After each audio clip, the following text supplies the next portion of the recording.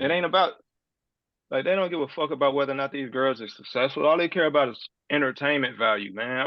I was sitting up here watching some fucking WNBA clips. They went up, man, about 99 layups, But layups that's and what you're jump gonna shots. see from now on. Like I said, like we said Yeah, before, until there's an evolution of that, that's all you're gonna see, and and that's it's gonna got to take be by some design. lowering of the rim, or And they or don't want that, the hoopers or getting taller. a smaller ball. And all this, they were like, no, we don't want that. We want it the same way you guys got it. Okay, well that It's means gonna you be got to work your boring ass off. Yeah, it's gonna be dry. You know because what I'm saying? it's not even, and and it sucks to say it, but it's just science. You can't really ever work hard enough. That's the problem.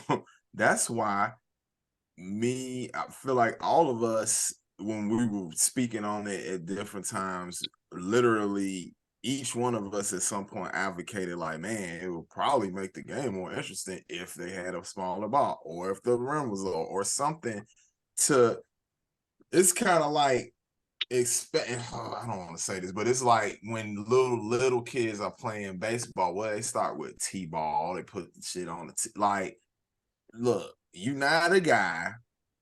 If you I'm not make gonna let it, I'm not saying it's to that extent, but it's just make it to where your physical ability can match match the the sport, yeah. instead of trying to like reach for something that's not even really possible. And the best you could get is like really very dry dunks And on with top of them that, bro, stretching their whole entire being just to get their hand in the rim, even when they tall as hell. They the be six NBA, eight and be like, the NBA, and I'll just use the NBA. I could use Major League Baseball in the same way. I could use football and hockey in the same way.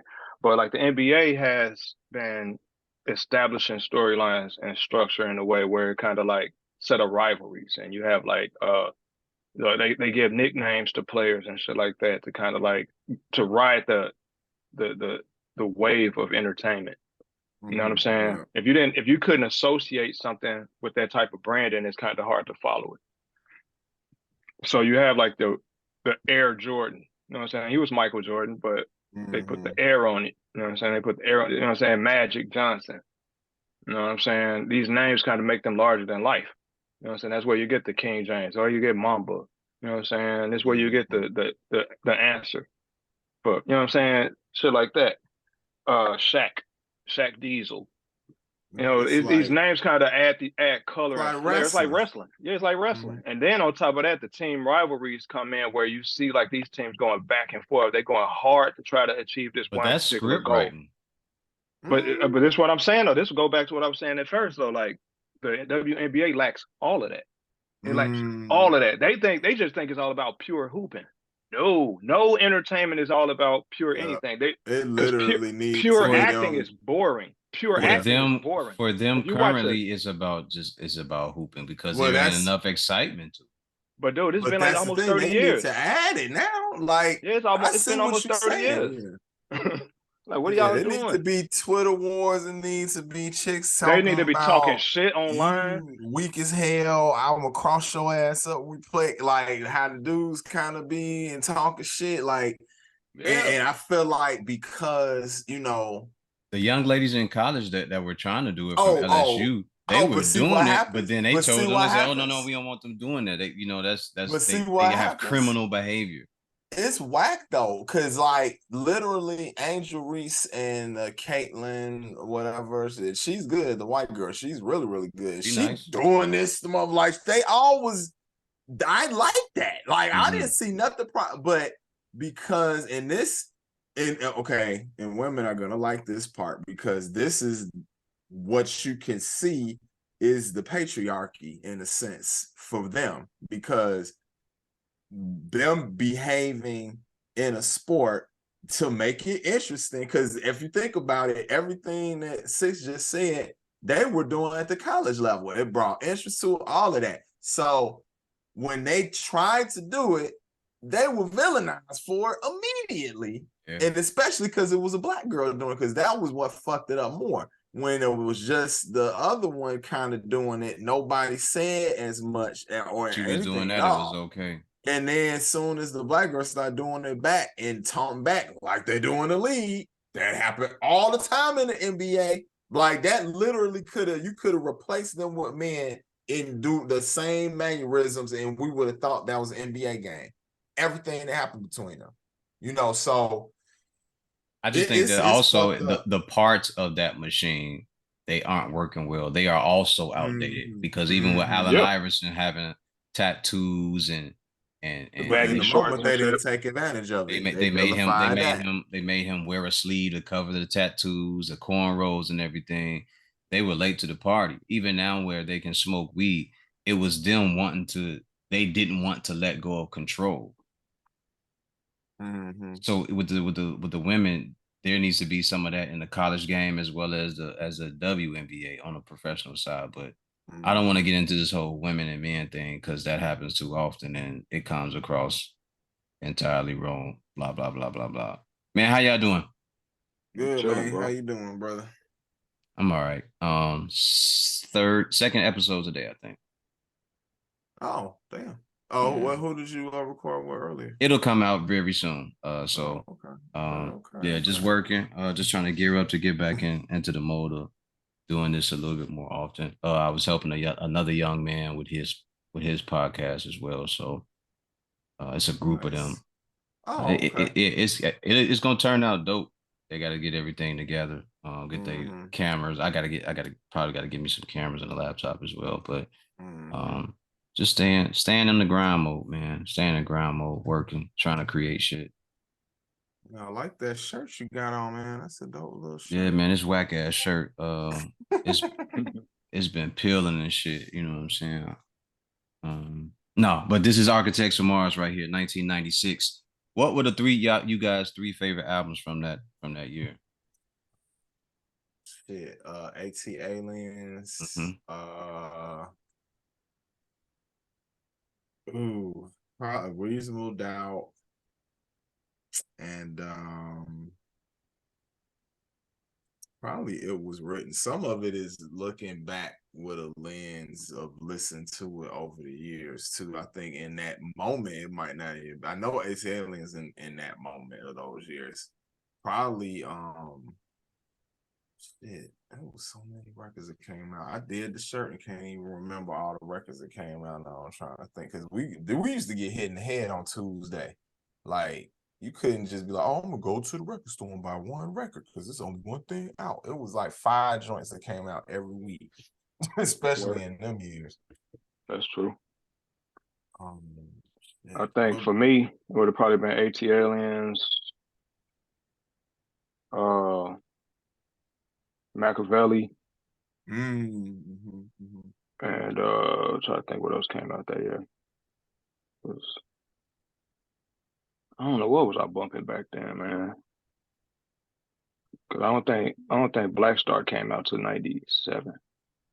Yeah, late 97, 98. Probably I just probably would say Reasonable Doubt. Those would be the top three that I was really bumping at the time. What about you, Matt? Did that Dog Pound album come out then? I think that came out in '95. 95, yep. Yeah, I was gonna say that, but if it's not that, it would be AT Aliens, Machiavelli the Dawn. I know a lot of dope albums came out that year. I just can't think of them right now. Wasn't there a was there a I know. Busta Rhymes? No, that was 98. Busta Rhymes album. No, no. I think his No. second solo album came out around that time. Oh yes, no. The coming was in 96. That That had was Woo I 98, Got You. right? No, that was 96. Woo I Got You on the check, all that. Yeah, that was on Doom that doom joint. doom Okay. Yeah, that doom was doom one. doom. When I go back and listen to the album, it wasn't much being said on there. That album was cold. Like that.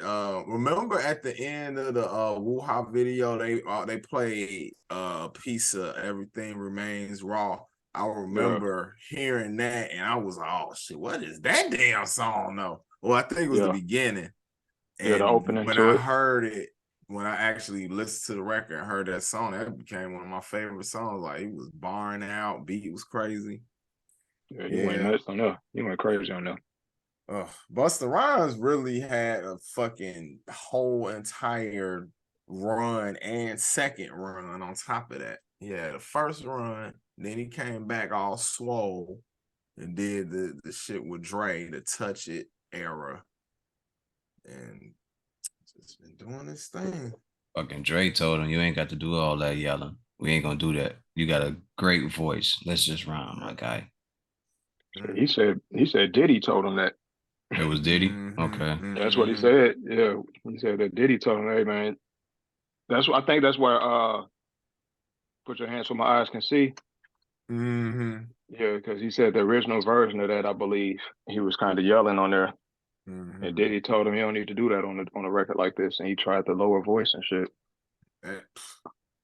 That's probably one of his top 3 songs. Who just the flow switch up, because I think that's what made that song so impactful, because he really didn't do no other flow but yelling at you. I mean, it wasn't bad. It just what we was used to. So when he hit you with that and the beat was crazy, man, there's some literal like just ill ass punchlines all scattered throughout that song too. Like he just doing his thing. Give he was Busta different. Rhymes his flowers. Busta Rhymes definitely different. He definitely. In God we trust. Oh man. A lot of niggas is wondering and they curious. I mean, and my niggas do it is so mysterious. Furious. That motherfucker. He was killing him. Yo, that's crazy. Busta Rhymes, man. The hands with my eyes could see. Yep. Then he had the joint with Janet Jackson on another album. Yeah, that did give me some more. Run. That was part of that run. Because his first 3 albums was just stupid. It was The Coming, When Disaster Strikes, and then Extinction Level Event. And he just was like every year, just like boop, boop, boop, boop. And like every one of them had like bangers on them. Like Extinction Level Event, low key is one of his best albums. That first 3 songs on there was stupid. Dude, I swear. Like I don't think it was a song on there I skipped. I was like, this even the song he did with Mystical. I was like, this that was cold. The song he did with Flip Mode, I think that cat Lord Have Mercy was like one of the main dudes on there, which he was one. His crew actually had a bunch of dope MCs in it, like Flip really Mode. dope, like Raw Digger, Rampage had his moments. But yeah, Lord Have Mercy was one of them big what ifs. I wish I could have saw what he was gonna do for real. I think he did one little solo album. Did it actually come out? I don't know. I think it might have just I know he been had that a single or something. Yeah, I know he had a the single. video where he was like getting chased by everybody, and then at the end he started chasing them. His voice was crazy though. That's him, Beanie Siegel. Beanie Siegel, that one hurt when his voice got messed up, because his voice was like for rapping. Like, that man. motherfucker Beans, he had it. Beans, you had it, man. Yeah, he said he finna use AI to bring it. Yeah. I really? saw that. Yeah, he said he finna use AI for his voice. Man, if the only that to me is probably the only usage that I could get behind and also not say anything negative about, because you really, turning back time. But his pen is still his pen, so it'd be interesting to hear, because he literally just got to lay a track and then tell the AI to make it sound like this voice, which the example would be his voice would probably like 1999 or some shit. And you just got to figure out a way to how to get it to use his inflections and shit like that. Cadence and everything. That's gonna be the part. I mean, shit. I know Lupe working on a whole album using AI.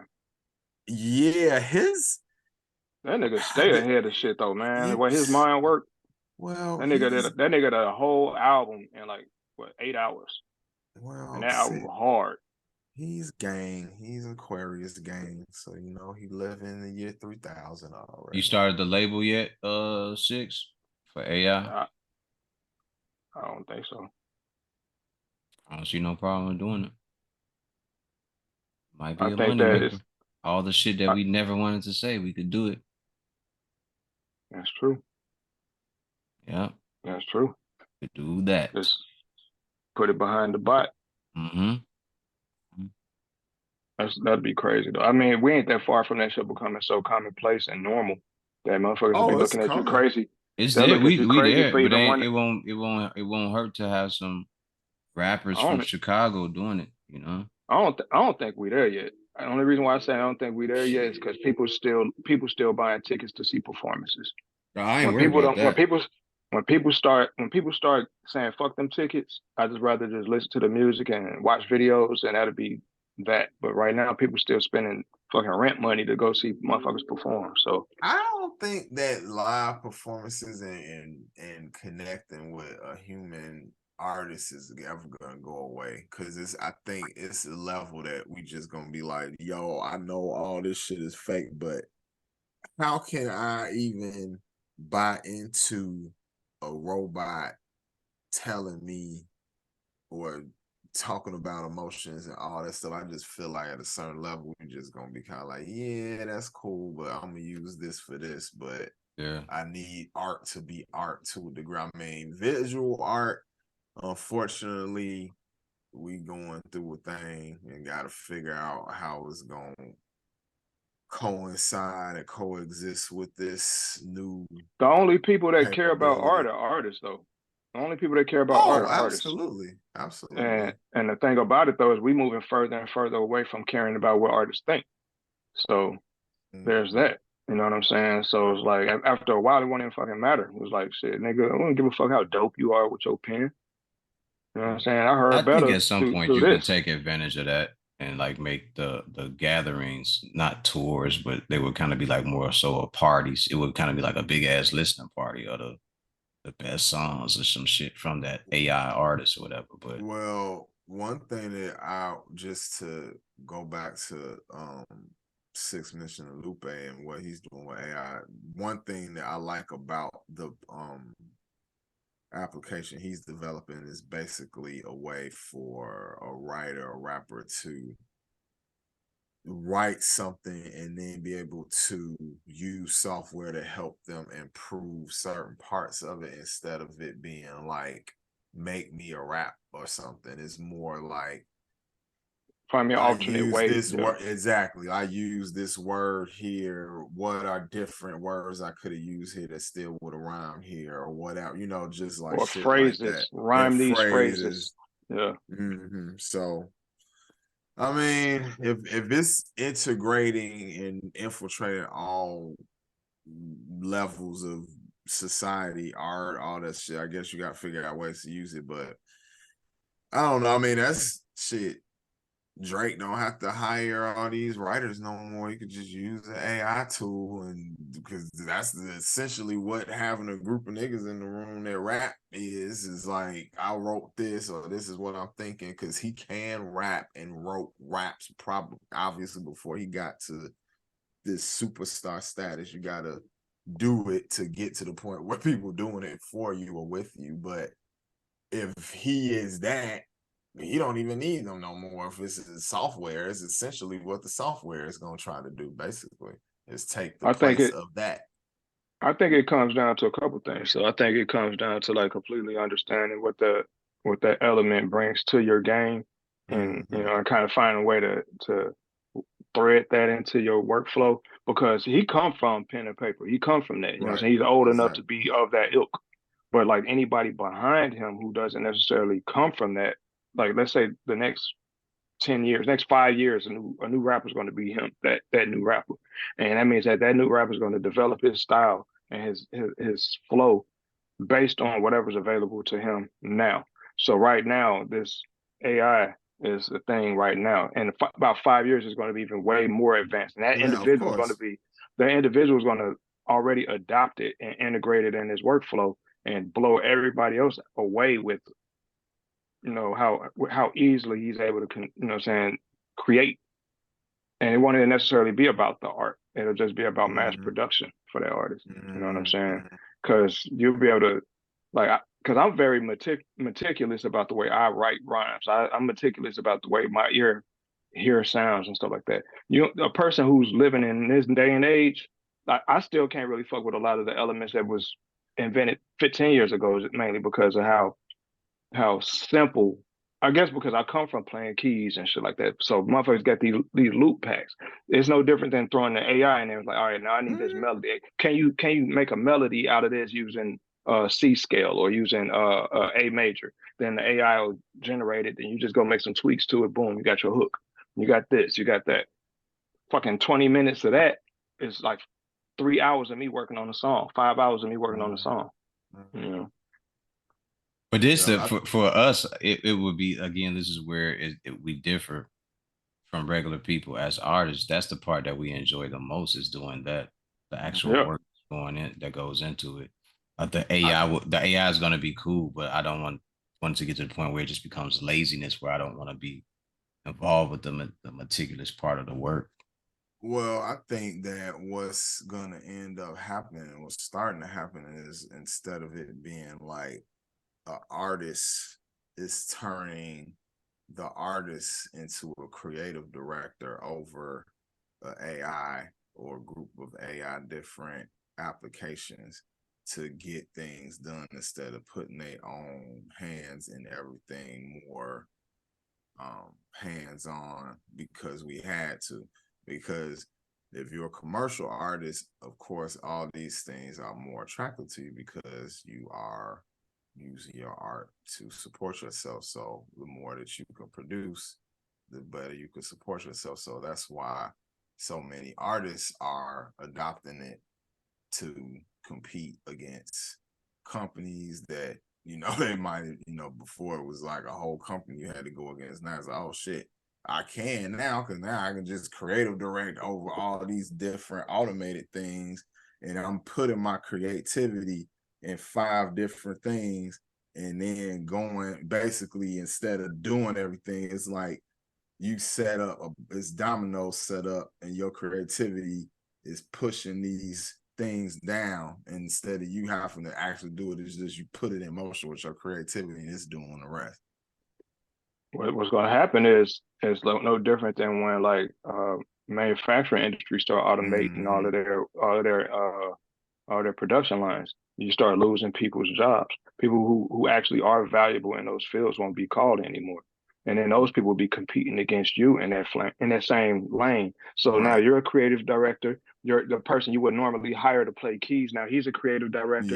And then that person and then now you got 3,000 motherfuckers doing the exact same thing, and that's going to lower the value of the work.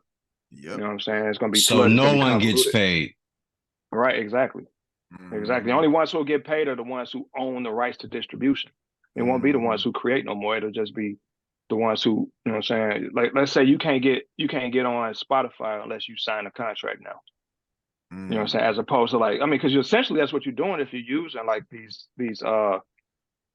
services that just, you know, these digital distribution services. You sign like a mini contract, but they'll set it up now like, shit, you want to compete against our playlist because we own 33% of this market. You want in on it, you got to sign over the rights to everything that you done creatively directed. You know what I'm saying? Now you might be the sole director and creator of everything you just put out, and you compromising a percentage of your earnings just so you can be featured on these platforms, as opposed to being able to like have a split with these people and and negotiate with their agents so everything will be fair and even. Now you're really now they're tearing you a new asshole, because if you don't make it on that playlist, you don't get heard. But then ain't no pressing up CDs. And then take it deeper to what you were saying, the whole like the concept of like, oh, everybody's just creative directing over all these little AIs, whatever.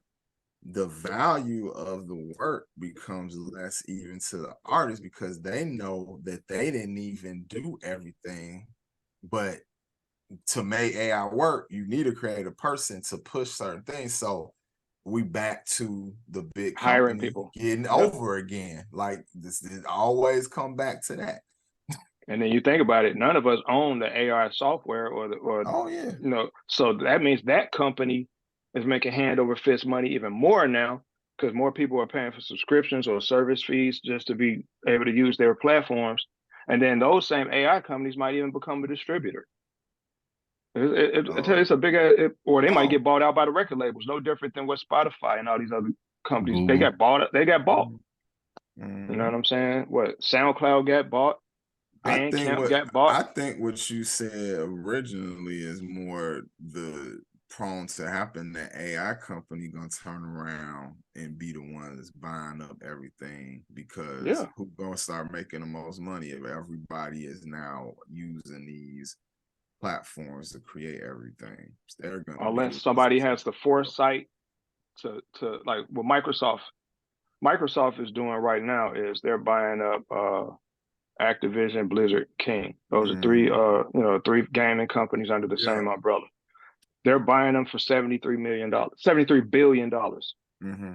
That's no different. Like my Activision saw a need that they had, and they saw somebody who could fill that void. They said, you know what, we can't compete with Sony in this way. So what we're going to do is buy up the biggest brand and bring them under us. That's what that. Let's say Universal does that. They buy whoever owns Chat GPT or whatever. They decide, you know what, we see what you guys got over there, and we know you guys are really working hard. Let us help you by financing it. But by financing that, we want so much ownership or full ownership of it. You can still work on it, you can still build on it, but we're going to give you X amount of billions of dollars. We want That becomes that 27%. and that becomes everything that Universal owns now. So when me and you use it, we're not the fees that we pay to use it go towards Universal Music Group. You know what I'm saying? We're using their tools. You know what I'm saying? So what was once a development kit now becomes a tool that's owned by these companies. I would even venture to say uh like the Pro Tools company, you know what I'm saying? The Auto Tune company. Those are probably bought and owned by fucking record labels too. They probably just haven't they don't have majority ownership, but they own enough of it where they can just keep on pumping out the software to keep artists working. You know what I'm saying? And then when somebody who don't got no name for themselves pop, then they're like, hey, we checked you out. We like what you got going on. You want to sign this deal? Blah, blah, blah. Because they done provided the tools to make it happen. And what if all of this shit is just run by a robot or a program already? Hey, then that means that everybody Sad. we're doing what we meant to be doing. Yeah. What if they're slowly trying to introduce us to our makers? Maybe they are. Maybe they say that Satan was the musical angel, right? Lucifer was the Mm-hmm. musical angel. Yeah. He was the most beautiful, most musical angel, and his ribs were like a fucking harp or some shit like that. Who's to say that all of this by design ain't just being introduced to us because he knows that we subject to the love of music, and it's the best way to manipulate us. We basically our sound vibrating, so that's Yeah, why we respond to everything. sounds like that. Yeah, and because we don't know what we should know, we're always gonna be blind to whatever the truth is. Everything is speculation for us. The Matrix. We are a field of babies. They're manufacturing us. They've been manufacturing us the whole entire time. Could you believe it? Could you receive it? Is it real, man? Red pill, blue pill. Dude, we Which ain't. are I you mean, it's taking? crazy though, man. It's like you think about like where music was like 80 years ago and where it is now. It's like Night and day. all this shit is engineered, man. This shit ain't just no coincidence. We ain't just start making better music out of nowhere. This is all by design. Somebody's handpicking everything that they feel like need to be heard in these moments, so that it can continuously grow whatever it is they're trying to grow. Yeah. Because it's too much dope shit. It's too much dope shit that never gets heard on the mainstream level. Yeah, I mean, You know what I'm back in the saying? day when they Because so used it to, ain't about how good it is. back in the day when they used to leak through, they was saying that the masses pretty much gonna sway with whatever's popular. So if you make positive, caring about yourself, loving yourself, all these different concepts that's good for you, if that's popular, the masses are going to go that way, and it's gonna make it harder for them to continue kicking everybody in the fucking head, because it's only a small percentage of people that have awareness all the time during these times. Because how many times we had conversations with people and they literally talking to us like we crazy when we really actually see the veil that's we see behind the veil rather, and they just I just want to look at the veil. It's pretty. That's basically it. I mean, like what me and you was talking about earlier, how like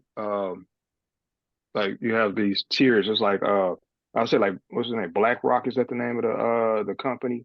Mm-hmm. You know, they own so much. Like they own so much, they have banks under their thumb, right? And everything that falls under their umbrella is in entertainment and agriculture and all of these different. They got their hands in 101 different things, and they provide weapons. These are the movers and shakers of everything we think we know, and they answer to somebody. You see what I'm saying?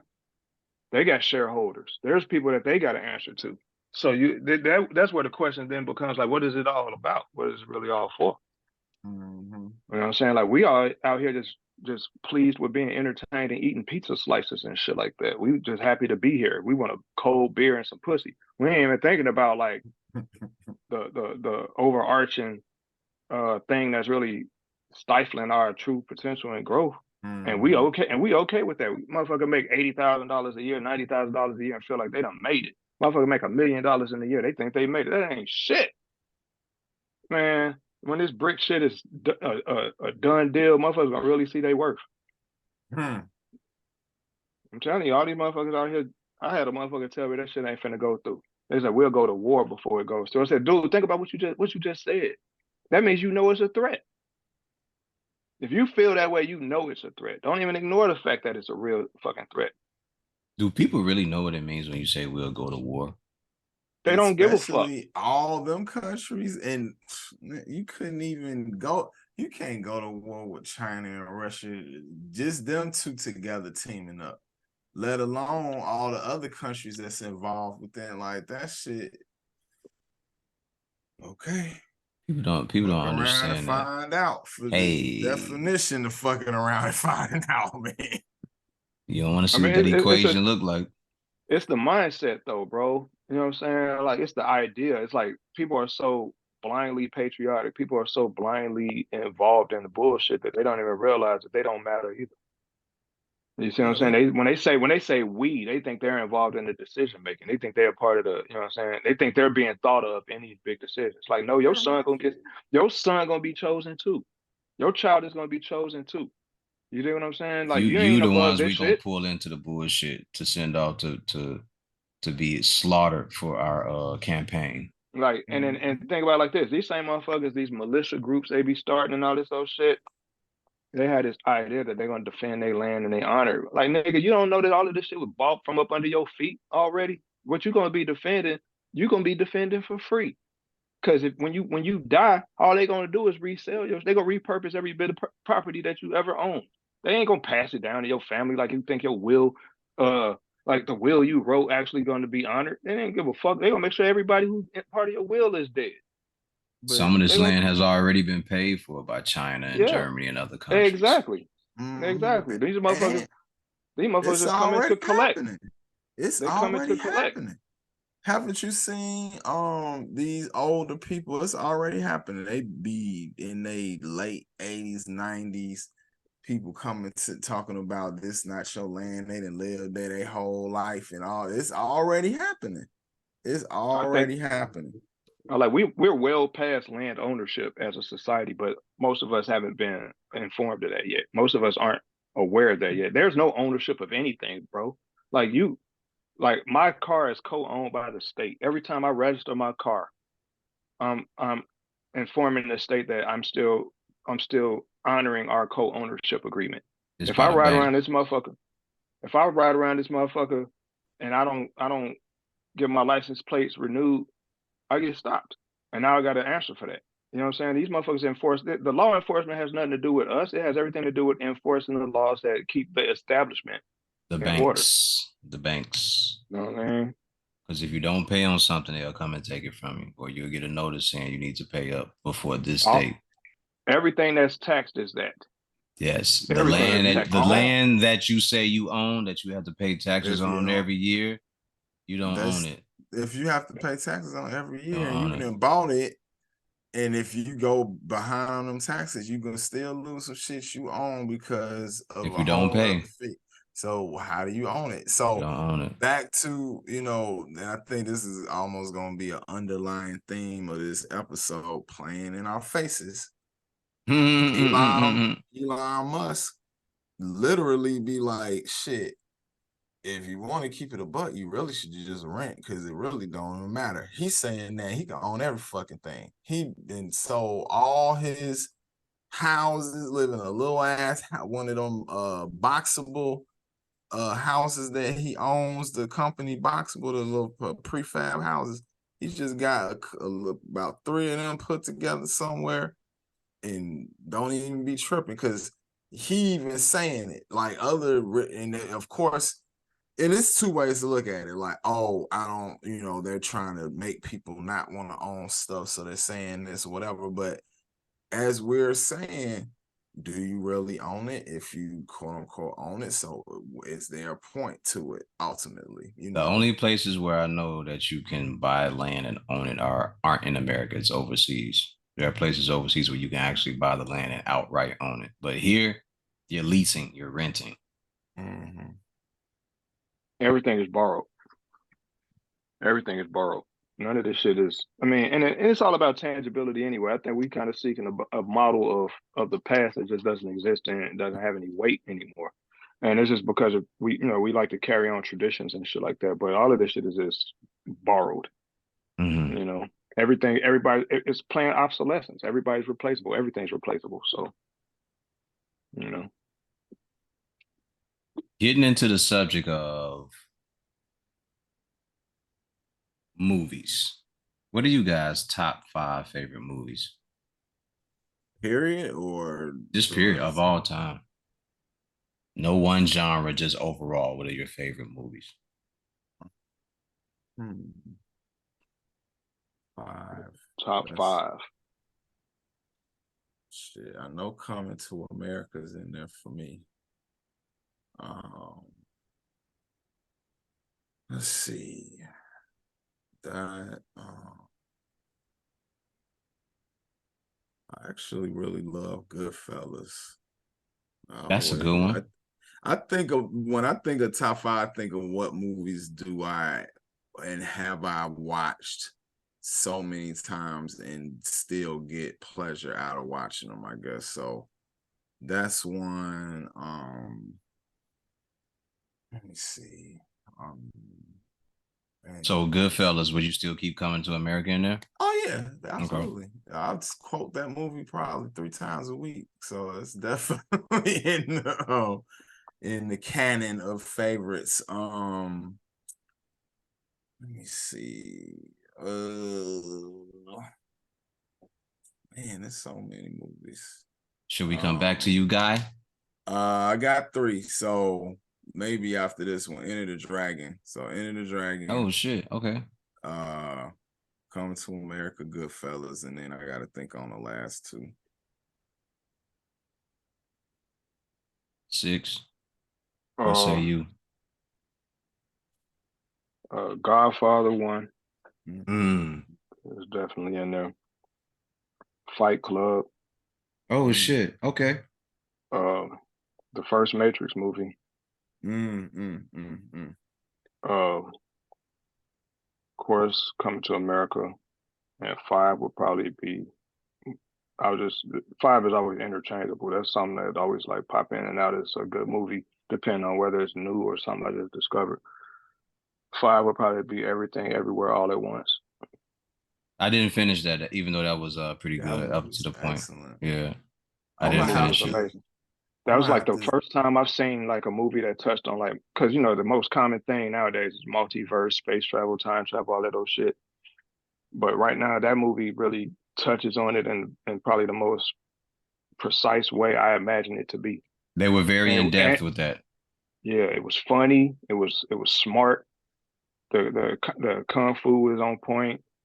It was like all the different elements I like about movies. It was all in there. Even the drama was good and executed very, very well. Like every element that you like about movies was in it, and they executed at a high level. Yep. I'm not gonna copy that one but the Matrix I have to definitely say that's one because that was one again watching 1,000 times. No, And damn near word for word that whole no, movie. and it was one of those, after you see it was almost, I equate that to watching the Ten Commandments, in the part where Moses comes down from Mount Sinai with the With like the that. tablets.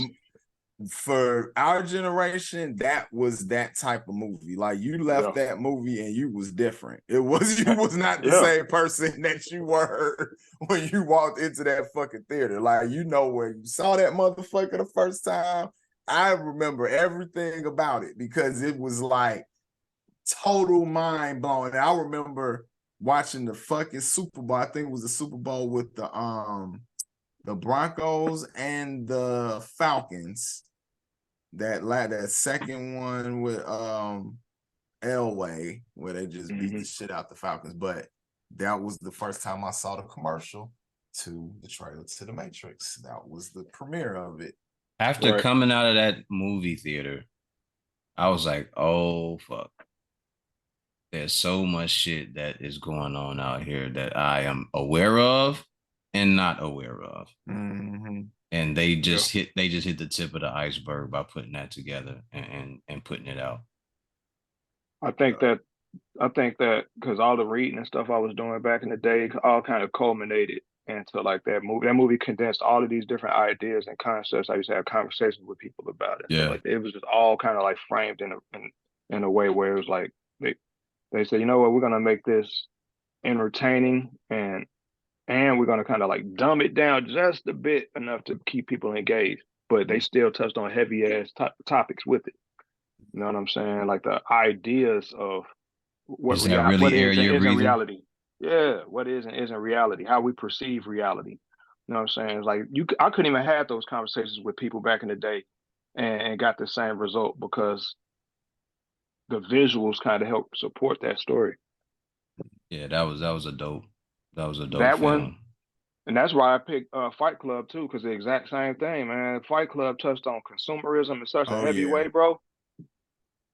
Yeah, And it's that's like, definitely top 10 for sure for and me. But and I'll be yeah, honest, like when I saw it, I didn't even expect the plot twist at all. You know That what I was mean? probably one of the better plot twists in a movie probably I've ever seen, because it was, when you go back and watch it the second time, you kind of like, okay, Oh now yeah, I see it. But it's kind of like, from, excuse me, a lesser extent, the Sixth Sense was like that. Like when you see it the yeah. second time, after you're like, oh, now I get it. Oh yeah, he was there. But Fight Club, that was deeper. That was just, M. Night Shyamalan just do little shallow things like that. But Yeah. that was Fight Club fucking was like definitely deep. yeah. Fight Club dug deep. They really went to like places where it's like it was like ground level man shit, like things that men always consider silently. It was whole Yes. conversations that men think about all the time. Like even with his relationship with old girl, it was Mm-hmm. like, you know what I'm saying, he just smashing her, but she don't matter. She just something to do in the background of his life. You know what I'm saying? But yeah, he care about what happens to her. Yeah. You see what I'm saying? That type of Mm-hmm. shit.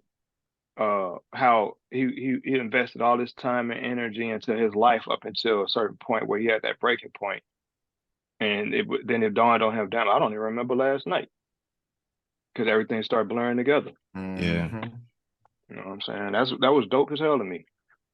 Yeah. You know what That I'm saying? movie is like chef's kiss. Very, Yeah. Yeah, that very was good. Fight Club. I had to go back and watch, but with the ending to that, like you said, I was like, whoa, my man was out here tripping. Yeah, he went into like with bipolar disorder, Yeah. like early on in the movie.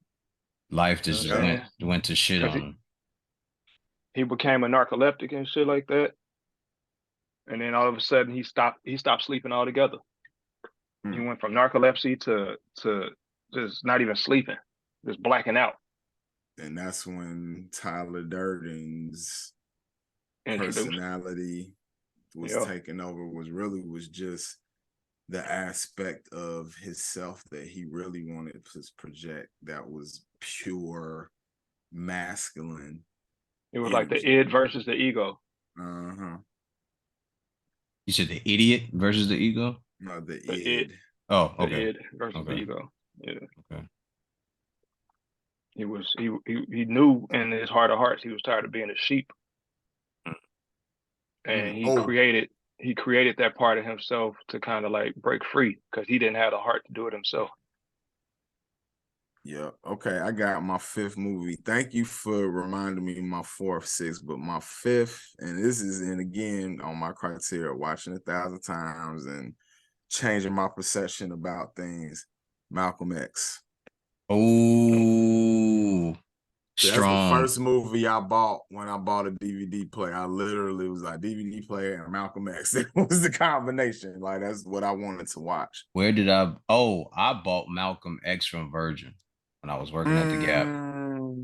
Did I get? I might have got it from there too. One Virgin of That's them used to be the definitely stores, store. boy. I missed that shit. Yeah. that's definitely in my top 10, but I don't know if I could put that in my top five personally, only because reading the books, and I saw that shit when they took us on a field trip to go see that. Went out to Hyde Park to watch it and shit. Mm-hmm.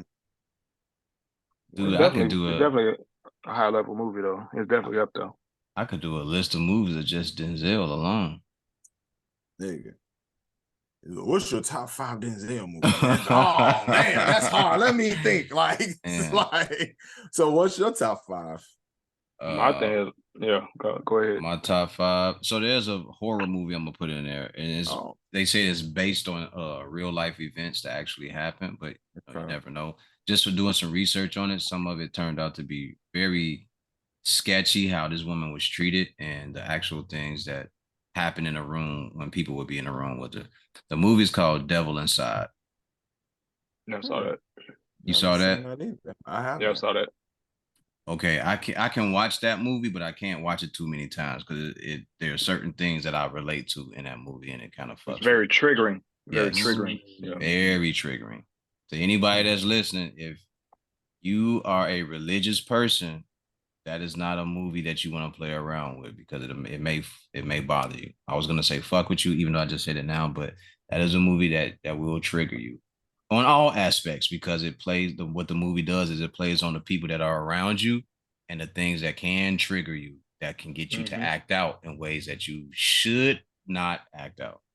Have to Word. be in control. All Hmm. right. So Devil Inside is one. I had to put Matrix. I had to put Matrix on there. I have to put Matrix on there. I'm considering. Fuck it. I'll just say a Gladiator. Okay. Mm. Mm. I'll say Mm. Gladiator. Mm. And if you know anything about me, you know the type of person I am. You know some of the stuff that I've been through, and the type of people I want to be away from and stay out the way of. So I'll put Gladiator on there. Um, I gotta put Coming to America on there. I have to. That's just a movie that I love. So let me see. Coming to America, Devil Inside, Matrix, Gladiator, and one more. I'm gonna go Hurricane Carter. Mm. Mm. Yeah, Mm. Mm. that's a dope Mm. movie. Yeah, That's a I dope love movie. that. Yep. Good Okay. biopic. Mm-hmm. Dope biopic. Mm-hmm. Biopic.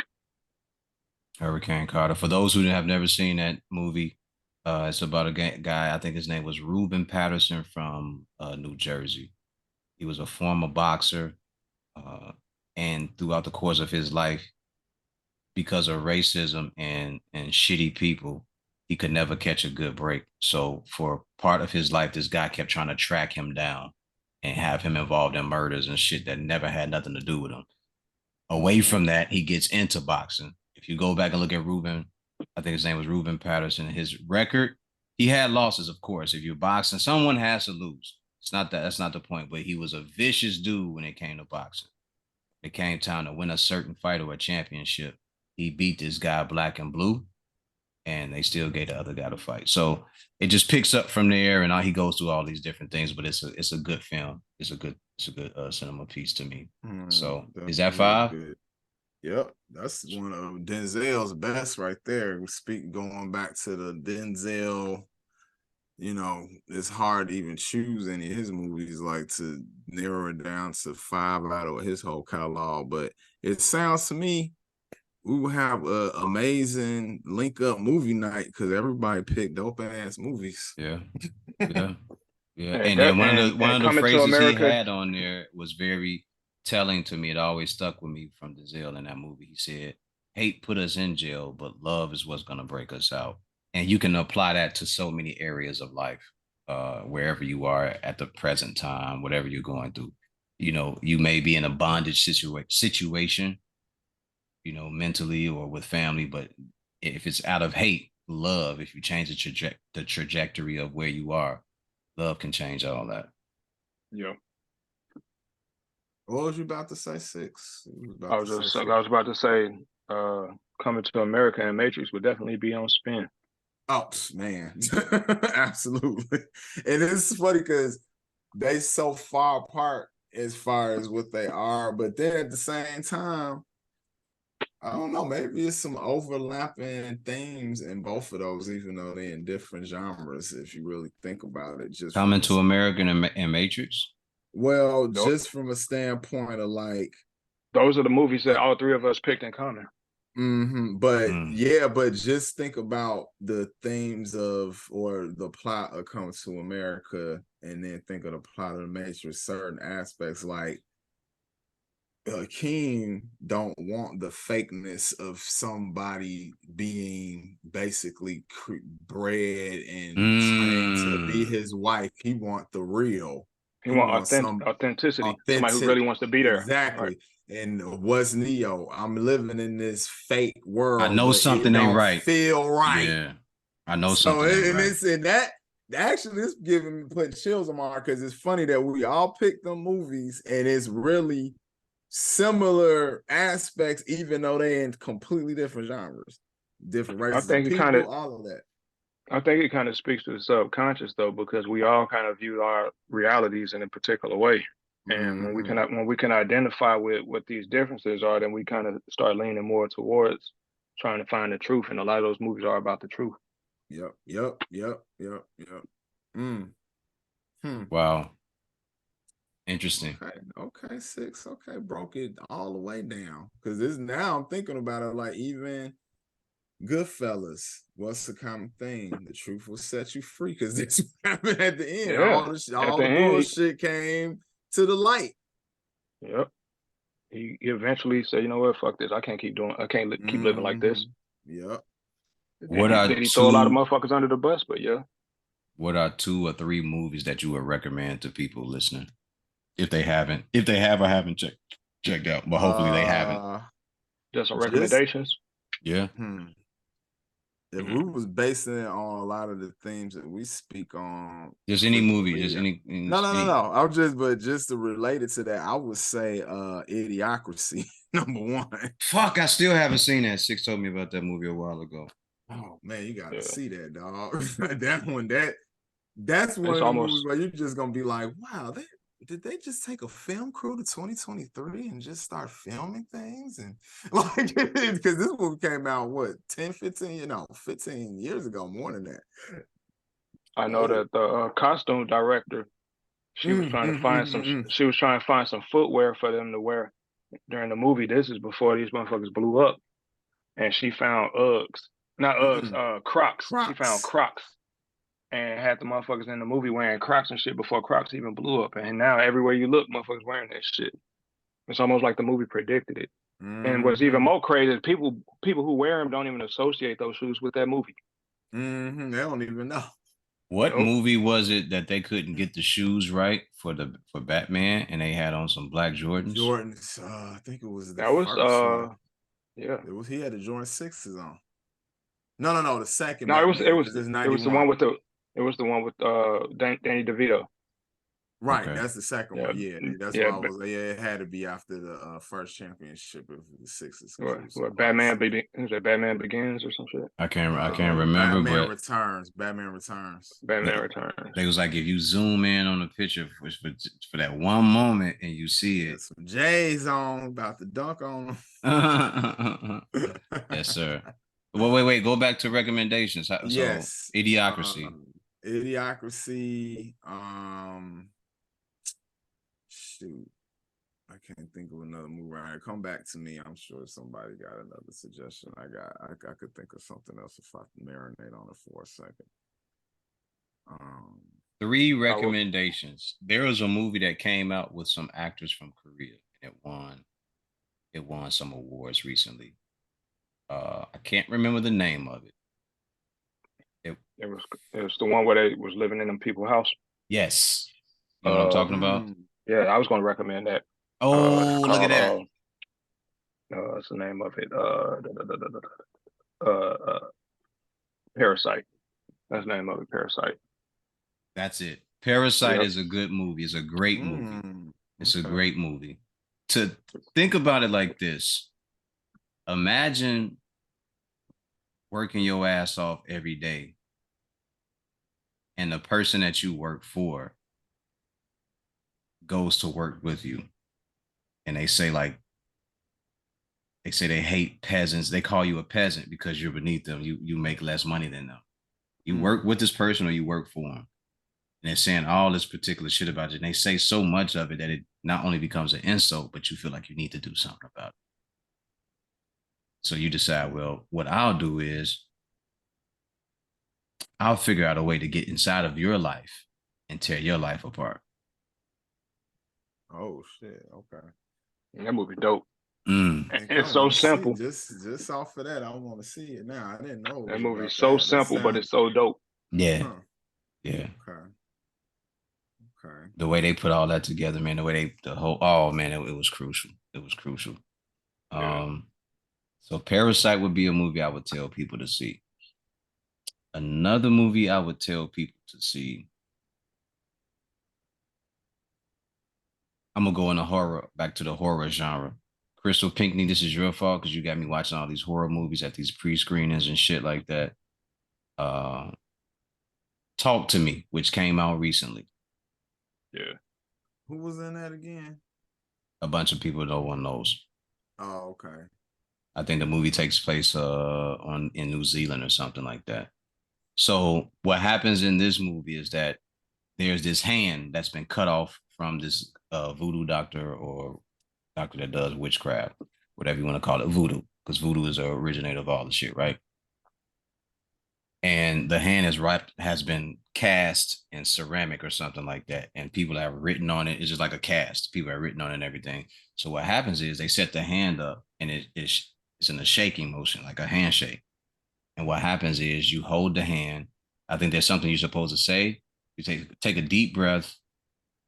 You look up, put your head back down, take it. I forgot how it goes, and then you say, "Talk to me." And then when you look back up, someone from the spirit realm will be standing right there in front of you. Oh, And then there's people around you. Now it's not just you; it's a group of people around you to make sure that everything goes well. All right, and then you have to say, "I let you in," and then the spirit takes control of you. Mm-hmm. Oh, I think I know. I saw it. Okay, I know. I saw the So post. once you do that, the spirit takes control. Now it may have you fuck the couch. It may have you finger your own self in a booty hole. It may have you smell your armpits, or it may just choke you out. But something happens to you, and these kids are recording, they're filming, they put it on YouTube or whatever if it's useful. And one of the times they do it, a spirit makes contact with this young lady or this young man, but it uses her to play off on another person in the room because the girl had just lost her mother. And it plays off of that and it sounds like her mother. And she's so uh, captivated by it that she wants to know more. And then the story just picks up from there. So you can kind of see where this is going. But What's the name of it again? Talk to me. Talk to me. Okay, I might have to check that out. Talk to me. I just That's two. That I just saw recently. I saw it at the theaters actually. I think it was called Asteroid City, the new Wes Anderson movie. That was actually really good. Yeah, I saw that. Definitely made you think if you was paying attention. And the set design was very, very interesting. Very Wes Anderson. Very Wes Anderson. If you're a visual person, you will get a kick out of some of the stuff that they did with the visuals. But the story itself, I think, touched on a lot of things that people deal with as far as just fitting in and their place in the world and stuff like that. I really like the way it like holds certain questions. So that's one of something I've seen recently. I'm trying to think. I've been watching a lot of movies. I feel like I watch more TV shows, like series more than movies. Only thing I could think of that actually surprised me by not being bad. I wouldn't recommend it from the standpoint of being deep or anything, but that new Transformers movie actually was entertaining. I was kind of surprised. I thought it was gonna be ass, but it I was hated that movie. really. Did you I watch hated it. Beast? Did you watch Beast Wars Yeah. back in the day? I, Okay. I would prefer to watch an animated movie based on that where they could actually flesh out some of those concepts Mm-hmm. Mm-hmm. than cram all that shit into an action movie because Boo, that shit was boo.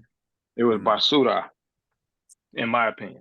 But go ahead. Trash bag juice. That shit was trash bag I juice. think my bar was probably lowered in the ground, so that's probably why I was just like, it wasn't as terrible as I thought. I guess it's okay. So that's why I said I'm not even recommending it. It's just like the last thing that I watched because Nah, I don't. man. Oh, Shit that you actually, you would know what? recommend, bro.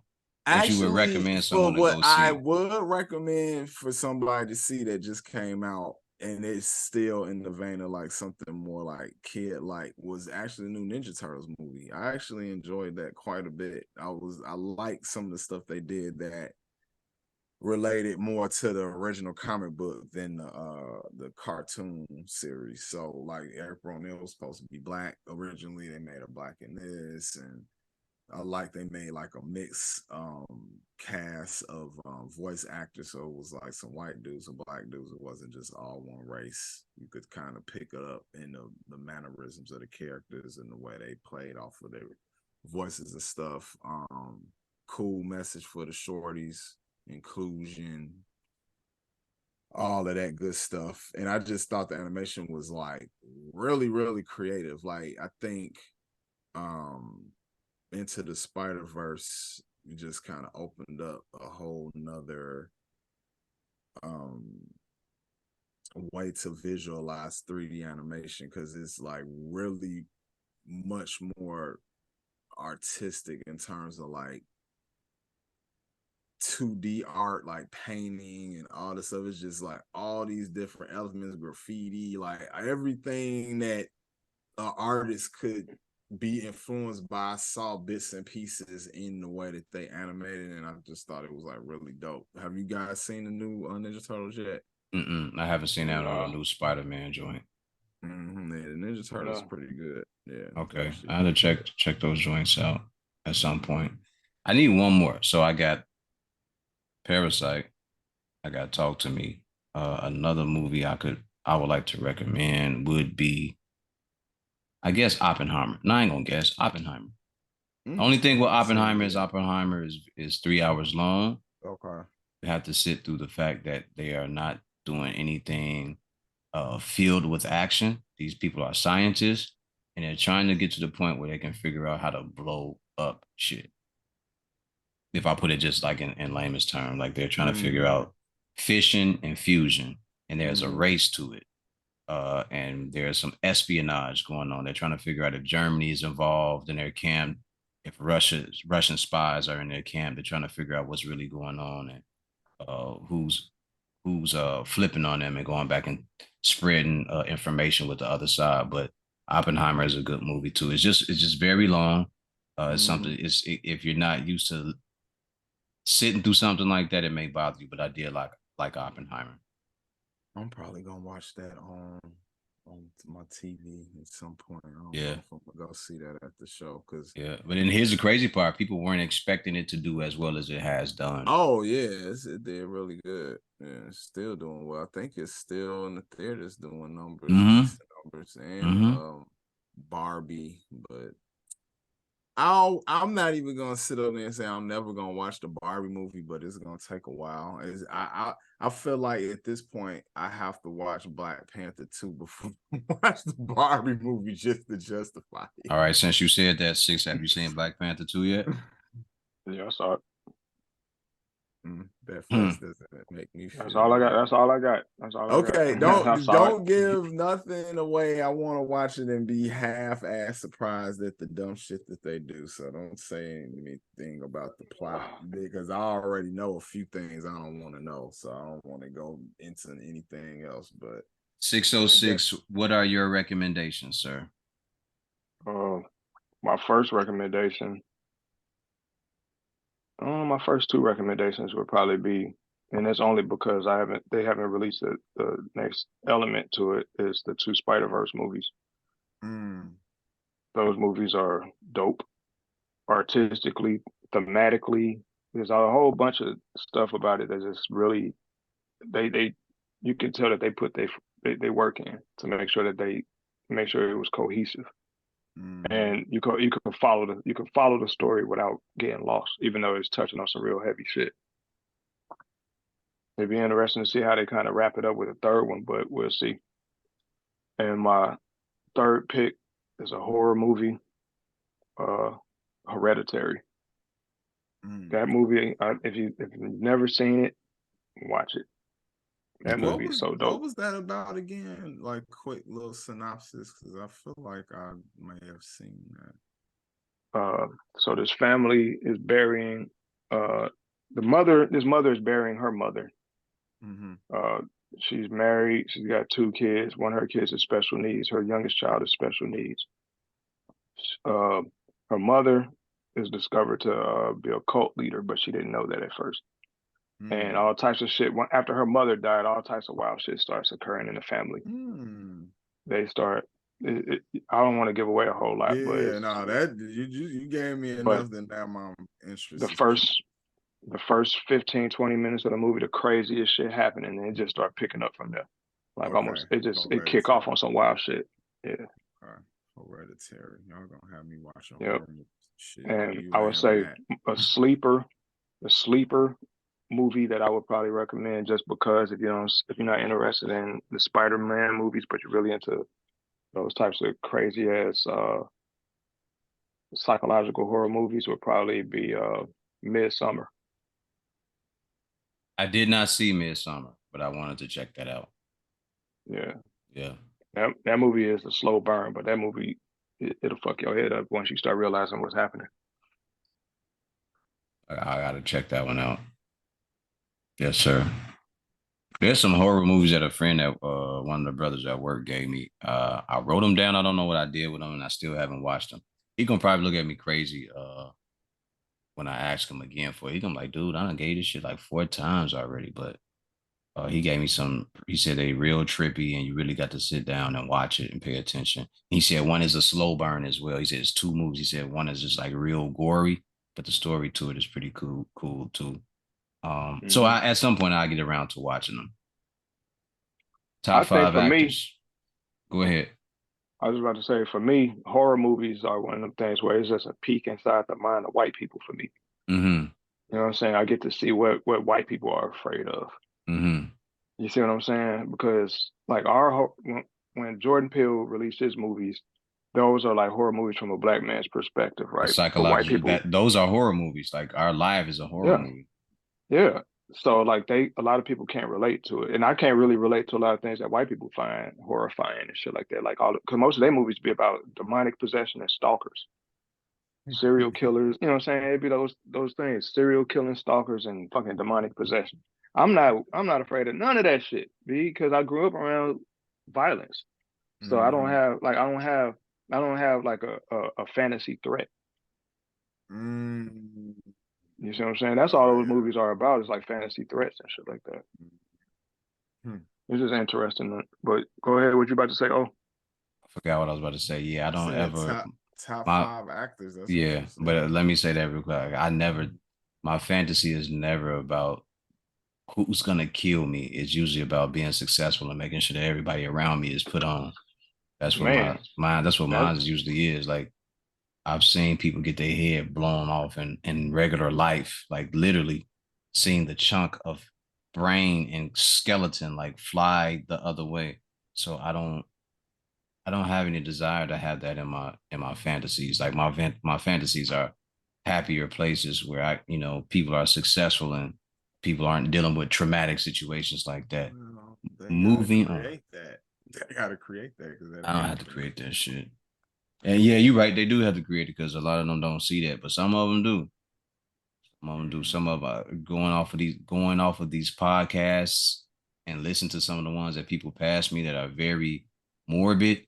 It's some crazy shit happening in Wisconsin and South Dakota and shit like that, and in the Appalachian Mountains. But moving on, top five actors. Hmm. Hmm. Denzel, Denzel, Denzel, Denzel, and Denzel. Tell me a movie he ain't done and in what genre. Only thing he ain't done is a comedy, right? Yeah, he's done comedies before. I feel like He did a comedy. Back in the early '90s, late '80s, I believe he was in probably the like comedy. in those times. Yeah, I'm trying to kind of think about it because it wasn't many, so it was probably just one or two movies at best. Definitely Denzel's in there, of course. Like Brad Pitt. That's the dude. You like the Brad Pitt? Yeah, I'm just thinking of people I like the movies that they do. Robert De Niro. Um, got two more. Hmm. This is hard. I can't. I'm thinking of too many people. Actually, that's the problem.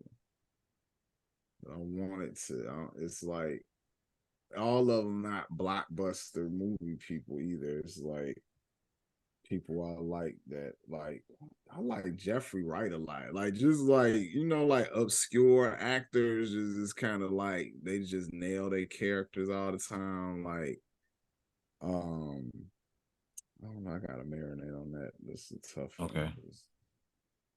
Can I throw another movie in there that I would like to say is a good suggestion?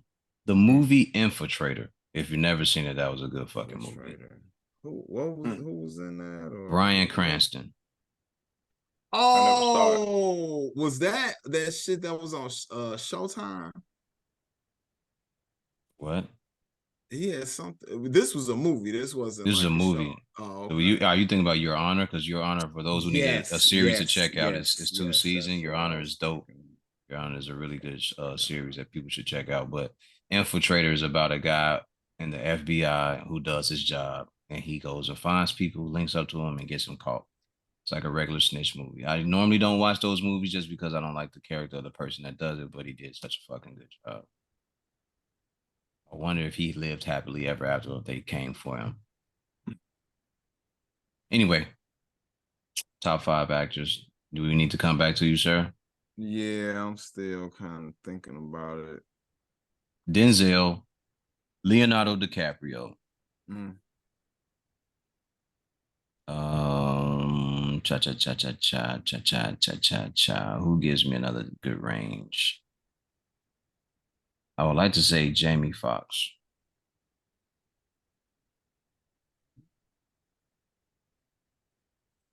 He's Yeah, definitely a good character actor. yeah, he is. Let me get this off of Creed because his shit is spinning around.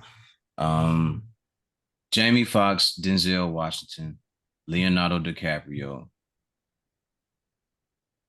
Who's a dope ass woman actor? I'm And sorry. we'll be right back. Sorry, Six over my to you, Six. sorry, my Dog, stuff. this shit. We all over here struggling. You over here struggling with the camera. I'm struggling with actors and shit. I didn't think to write it down. I never did. I was like, I just do it raw and authentic, organic on the podcast. You got them six. You got five, or you got three. I got Denzel, Leo, Daniel Day Lewis, Mm, mm, mm, Jim Carrey, mm, and my five would probably be Felicia Rashad. I love Felicia Rashad, man. She's awesome. love Oh, I didn't think we could put some. That's right. We're not Because being. her playing in Creed, She was it was good almost in like that. it was almost like she wasn't even acting. She wasn't. It was just like she Really was just like being a his parent. mama. Right. Really like his Yeah. mama. Man, and her daughter is fine. Mm. Yeah, you put me down that rabbit hole. I was like, who was this? I was like, oh, Mm, that's who mm. that was. I didn't know. And the whole time I didn't seen her a bunch of times. I just didn't know that was her daughter. Hi, Condola. You're a Mm. beautiful, beautiful black woman. I just want you to know that. And I Yes. mean it. Uh-huh. You had some good picks, 6. I don't know why I'm like Hey, drawing what about straws. Salma Hayek? You guys think that she's a pretty good actor? Yeah, she cool. She's She cool. cool. She cool. I That wouldn't ain't put good her in my enough. top 5 though. But we talking about top 5 fine as hell and won't not be fine as hell no matter how old they get. She in the top 5 Honestly, for fucking sure. I think I need to I throw Idris Elba in there. Idris Elba. I do like Idris Elba. Yeah, I think I would concur he on he that he one. definitely be in my top 10. Mm-hmm. What were you gonna say, Six? Honestly, what? I was just gonna say like I wouldn't even base it on looks because like to me like Gabourey Sidibe is an awesome actor. You know what I'm saying? She can act her ass off. I don't know how many different characters she can play because they always gonna base it around her look, but she can fucking Mm-hmm. act her ass off. You know what I'm saying? Hell, the role she played in Precious alone was like, damn, she's really playing this character. Mm. You know what Mm-hmm. I'm saying? Yeah, that's true. That's So, why I didn't give it to. I mean, That's why when you brought up something, I was like, nah, she cool, but she fine. But I wouldn't say she the best actor in the world or anything. All right. And she, Um, yeah. but shit, I don't know why I'm drawing such a blank on these actors. I guess I don't really think about it in terms of like who's my favorite. I just get more into what the movie is more so than the yeah. actors. Um, It's I mainly because enjoy. usually when people do that, they do it over sports. At least for us, it's usually over sports. Yeah. I never really think about it in terms of that. Like, I'm more of the whole overarching story person and like the individual act. That's why, like, trying to think of people is kind of hard. But like the people that I thought of are in movies that I really, really like. I mean, I guess Eddie Murphy would be in there for me Mm. because I think he's actually a really good actor and he's a great comedian. You know, like I've seen him in different dramas and he really like sold that shit. Like, did you guys see? I think the name of the movie was Miss the Church. It was like from a I recent Yeah, I always remember wanted that. to see that, but I never made the attempt to he actually do it. really acted his ass off in it, and it was Shit. some jokes here and there, very light, but it was more just him being a great dramatic actor. That movie was really good. Shit, him in that Dolomite movie. Well, he Because he killed that gave you shit. everything in that, because it was the comedy, the drama, like everything. Yeah, Eddie Murphy, a Yeah. dog. So yeah, he definitely in the top 5 for me. He And definitely going, beats. yeah. So Do y'all especially think Eddie Murphy will ever do stand up again, or he passed that? he got paid by Netflix to somebody big to do Yeah, something to they him. gave him a So bag. So Really? whether or not he it's go, coming. yeah. It's coming at Oh some point. shit! It's coming at Oh some point. shit! Let's But find out. he already said though that he had to adapt his comedy to modern times because he knows that the modern era is not so receptive to his previous brand of comedy. Mm-mm. Mm-hmm. You know what Mm-mm. You I'm can't saying? So even shit. I'll so be he could watching do. Raw cringing at certain points myself, and I'm like, oh damn, you did say that shit. Damn. That's crazy how like modern society or just society in general can kind of like shift and mold the way you view things. You know what I'm saying? Like, Uh-huh. because those same jokes have the same Oh, punchline they always had, but and loved because them back in the day. but because now we kind of I guess we function in a more uh I guess I say it's a judgmental society. We more judgmental. We more observant of how other people feel. I guess that we kind of like, oh my god, oh shit, did he just say that word or did he? You know what I'm Mm-hmm. saying? Like, whereas prior it was like, what really changed other than the fact that somebody pointed out that hey, I feel some kind of way about that. because the same people, the same types of people exist now that existed then. It's just that there's a new generation that's a lot more vocal about the way they feel about shit. I think also along with judgmental, I think that the people are a little bit more softer, a little bit more taken back by things that are happening. And maybe that has to do something with, people covering up because they don't want to be judged either. They're trying their best, so they don't want to be seen. So everybody's jumping on the same bandwagon. Yeah, let's champion this cause because I don't want nobody looking at my shit either and saying stuff like that about me. So that may be All something right, there but like also. when you talk about softness though, like what is like how do you measure that? Because like some people are just like some people. I'll say this, like I'm Gen X, so like the way I was brought up, the way I've seen things, my worldview is shaped by the the idea. My parents were boomers. They shaped my worldview in a way where it's like I don't take shit personal. You don't take shit personal. You don't need to take shit personal. There was no participation trophies. Blah blah blah. It ain't nothing but a generation and a half, 2 generations behind me where motherfuckers really just started taking on Entitlement. fights. They're taking on fights. They're championing these stances. You know what I'm saying? These views, and it's really just based on like this. Is no, it's the wording, the language is a little bit different, but it's pretty much the same idea. Don't let nobody walk on you. Don't let nobody, you know what I'm saying, mistreat you. That's my mom and dad told me the same shit, but my Mhm. approach to dealing with that was completely different. And Mm. I didn't have access to a whole community of people who shared the same experiences to actually rally with. I think that that's what really changed. I don't even think it's about the softness as much as it is about these motherfuckers actually have a whole community of people they could get with and that'll get behind them when they actually address it. Well, that's like the with social media is like all the people who bullied now can band together versus them being all isolated and just feeling all alone because they was getting Exactly. bullied by a They group got and somewhere they could go then talk about it. Yeah, They but got when does and it somebody. get to then the point turn where it's out of control though? but I, it's somewhat is because it turns into now everybody is back to the whole softness thing. Now nobody can say anything because oh I'm offended or whatever, and it's just like, look, man, like it's just like and I just, it's kind of messed up, but I was when I was coming back to LA from Chicago, sidebar, good seeing you recently. But literally get to my seat, some woman got her son in my window seat that I paid for, and it's like a little kid or whatever. And they giving me the look, could you? I was like, no, you know he gotta move.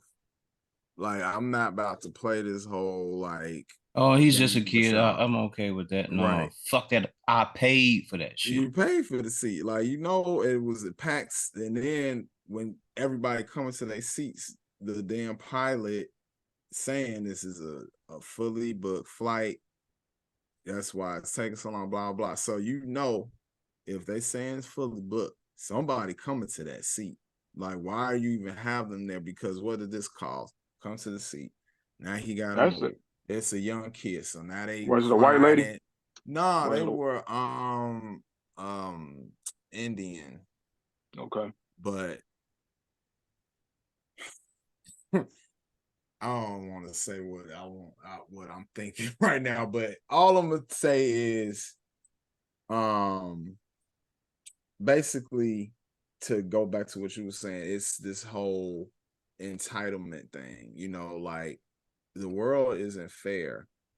That kid needs to learn that at an early age. But the way that this society wants to put kid gloves on every single thing, the majority of people I tell that side with me, but it's always those few people like, oh, why did you let the kids? No, I'm 6'3" and over 200 pounds. I'm not sitting in the middle.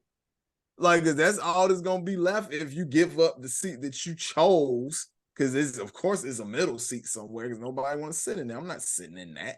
You It's too purchased big. you made your purchase. And I You made your did purchase. that on purpose, like plan your trip better. If you know you're gonna have a kid that want to be at the window seat, buy a damn window seat or explain to them ahead of time that that's not gonna happen and get I them think that mentally ready for it. I don't think it's about softness as much as it is about primarily entitlement. I think that what happens also is nobody really get punched in the mouth no more. Hmm. You know what I'm saying? I think that a lot of it now comes down to like I'll use DJ Academics as an example. Now I don't think dude's a threat to nobody, right? But he's allowed the bandwidth to talk as reckless as he want about whoever he want because he will always escalate things to calling the police. He will always escalate things to going illegal. Whereas back in the day, motherfuckers wouldn't even think about that. They'll fuck you up and then just walk away, and then you just gotta take that ass beating. You know what I'm saying? I think like nowadays, because motherfuckers will air you out, put you on the internet, people are kind of like walking on eggshells and being a little bit more cautious because the the rabbit got the gun. You know what I'm saying? We live in a society now where the rabbit got the gun. You know what I'm saying? The bully don't run shit no more. And anybody who existed in the middle just got to deal with both sides of that. You got the people you got the bullied, the bullies, and the people in the middle. And those of us who kind of like exist in the middle, we got to navigate through that and kind of like choose how we interact. And hopefully those interactions don't fall in our lap, like you and your seat situation. Now you got to strategize. How do I deal with this without getting aired out or getting kicked off the flight or this turn into something toxic? Mm-hmm. On the other end of that, with all this entitlement that goes on, and I promise you, I'm not going to turn this conversation into nothing else. But the entitlement really is one of them things where like certain groups of people are afforded or allowed uh, wiggle room because they pay congressional people, you know what I'm saying, through lobbying and all this other shit to kind of support and back them. You know what I'm saying? They become a protected class. We not a protected class because we just don't fight to be a protected class. That girl who got shot in the chest in Ohio by that cop, you know what I'm saying? Pregnant chick got shot in the chest by the cop. They ain't finna put out no black hate laws and no shit like that behind that. We just gotta eat that. You know why? Because we're the bullied in this scenario. And we don't stand up to the bully in a way that makes a difference. So I so mean, these types of scenarios, like what you experienced, is a lesser form of that exact same extreme. Whereas well, like people kind of like know that ain't nothing you gonna do about it unless you know how to do something about it. So you put your foot down like, no, I'm gonna need you to move your son though, for real though. You know what I'm saying? I need my Huh. on some real shit. I'm gonna need my seat. I paid for it already. Right. And And then they then giving me the knife eyes the whole fucking and that's fight fine. back. I don't give a fuck. That's fine. That does Fuck your nothing kid. to me. Fuck your Fuck your kid. kid. put Yeah. put I my paid for that shit. headphones on while the kids was Yeah. crying the whole thing. I was like, guess we just Yeah. listening to Jay Dilla And the whole way. right, yeah. Like And you be want shit to careful. change? Be careful because if you keep staring over, I'm gonna say some shit to you that you ain't gonna like. On my mama. And you could record it and post it online. Yeah, yeah. You Or know what you I'm may saying? like it, and we may have to do Because something while your kid's sitting here in the seat. because the crazy thing is like fear mongering is a big part of why all of this shit happened the way it is anyway, because people are afraid of getting canceled. People are afraid of losing their jobs or getting ostracized on a social level because they're standing their ground. But you can't have it both ways. And that's the difference. Yeah. That's the difference. Like you can't have it all. Yeah, You you can't have it both ways. don't offend people and then not expect nothing to ever happen. Like you're offended, I'm asking you to move your child out of my seat, but I'm offended you got your child in my seat. Right. In the first So damn now place. so now we're in a standoff. And I'm not backing down. So now what? You know what I mean? And that's how it goes. But see, also we got people who will back down. And they Mm-hmm. and they take the power out of the fight. And you got people who won't back down on the other end who will fucking shoot you. They Right. will So they fight you. take They it will, to you know the what I'm other saying? extreme where Yeah, they're it's taking a it too far. you know what I'm Oh, saying? So I'm sorry. Hey Matt, no, could it's you all good. pause this for a second? Because the reason I had to turn my phone around is because for some reason it's not charging and it's about to die. So let me fix this real quick. And we'll be back shortly because of Creed needs to charge his phone or iPad. She definitely added So she she moved out there absolutely with added. you? Yeah, she out here with me. She been out here since the 19th. Okay. Came out there, got it, and came right back. Spent $300 at a dispensary and shit. What dispensary did you go to? Uh, it's out there in Lansing, right across the street from the mall. There's one over on South Chicago. I don't hear I nobody saw it. talking about that one. when I was riding through the city because because my dad's birthday was on the 18th. They had his birthday on the 19th, so I just stopped through the house and said what's up to him and hit the road and shit. And I saw a bunch of dispensaries and shit. Like, damn, the city really lighting up right now. What in But Chicago? yeah, Yeah, I saw a lot of them when I was there. So I was like, damn, well, I brought my weed from Cali, but shit, I'll keep my, taxing these niggas. I know you charging too much in there. man, my pops, man, this nigga gave me a edible. That's a single fucking edible. He didn't even tell me how many grams was in it. So I took a little nibble off of it, thinking, all right, I'm gonna just go ahead and take it slow on this shit. You was And fucked up. nigga, I went ahead and finished it within the hour though, right? An hour And later. and so we ordered some food. We went to go pick up the food on 76 and Hostage, some shit like that. A little fish spot. We went up in there and grabbed some food. My girl was with me. Yaya there. My little sister had just got to his crib. While we standing there waiting on the food, that shit kick in. So I'm like, okay, I feel a little high right now. Get back to his crib, start eating and shit like that. The music going, everybody talking to me, and it didn't even occur to me how high I was until I stood up to go piss. It's like the whole room stopped.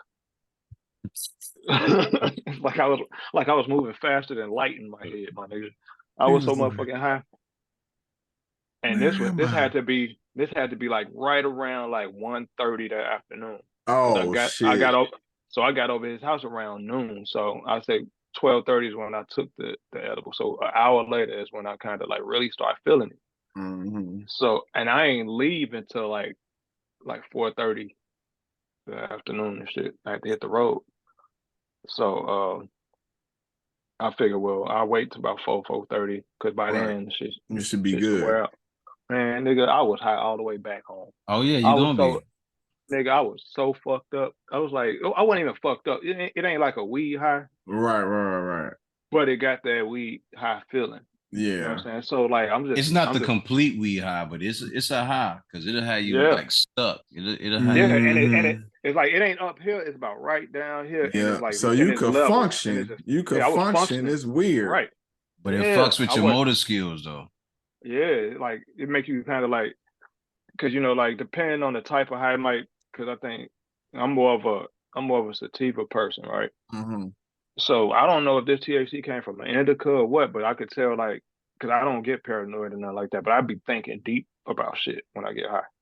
It kind of helped my writing process when I be analyzing documentaries and movies. It kind of opened my mind up in a way. But something about the way that motherfucking edible hit my nigga, I was like I was going through like existential crisis. I was sitting up there like, Like, nigga, what I am was I thinking, doing with my life? Oh nigga, my God. I was thinking deep as fuck. And I was like, yeah, it wasn't a bad high. It was just real different. It was like, Right. and it was a longer high. It sustained longer than it needed to. It's like if Mm. you're gonna put that many grams into an edible, and the edible is just the size of a fucking dime, my nigga, you put too much in there. You know what I'm saying? You can't like that. There's no reason for one of those. Can you imagine You somebody got just a grabbing a bag. handful, but oh, let me get two or three of Yeah, them. Shit. yeah. Shit like that supposed to Shout be out low to the dosage. young lady I dated who didn't listen to anything that I ever told her. Just picked Oh, it up. that's what she did. Just grabbed a handful, was out here on the roof naked. Well, if anything, shit, I would think that would Hiding probably under have my her ass covers and shit. eating everything out your refrigerator and shit, always thirsty. No, she had a panic attack. Yes, that paranoia, Yeah, she had a My panic sister said attack. that. My older sister said she said she ain't never smoking no more. She was smoking before me. She said she ain't never smoking no more. She said that she had smoked something from a dispensary and that shit had her as panicking. She was like really going through some shit. And I Hmm. was like, you know what I'm saying? Sometimes I think like, you think about it, a lot of this is GMO. You know what I'm saying? And it literally is. Like most you don't get all these different strains of weed if you don't GMO that shit. That's Correct. true. That's true. You see what That's I'm true. saying? So like Even if it's you don't the grower itself, not in a big corporation, but a grower just combining strains, that's genetic modification. Like, Yeah, yeah. Yeah. yeah, And because yeah. they trying to and create. that's a selling point. You know what I'm saying? You got that Uh, exotic. You got that, you know what I'm saying, whatever. That blueberry bubble gum, all that old goofy shit. But like if the motherfucker's selling it to you, if you don't know what questions to ask at a dispensary per se, and you don't like, hey, what effect should I expect to experience from this weed? Which most motherfuckers ain't going in there asking them types of questions, I guess. Mm-hmm. You know what I'm saying? They just copying because the name is all cute and the little description they got listed there may not even outline all the different experiences you're gonna have. Because Cause a hell, lot of they times might they not. forget to put paranoia on there. Yeah, exactly. Not forget, they They don't put. omit it. Yeah, yeah. Yeah, they leave it out. You know what I'm saying? Exclude it. Because they try to, or they find an alternative word for it to kind of make it not sound so bad. The same way they did with shell shock. Now it's PTSD. Mm. Shell shock was the original word, and it just sounds so bad that they had to figure out Yeah, a different way to put it. dude, So it it's was a lot of words okay. like that.